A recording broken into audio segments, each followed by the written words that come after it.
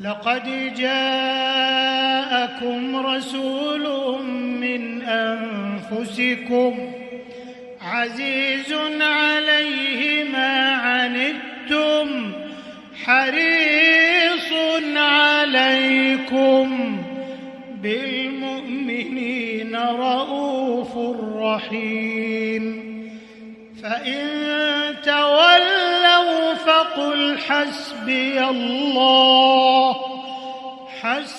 الله لا إله إلا هو عليه توكلت وهو رب العرش العظيم.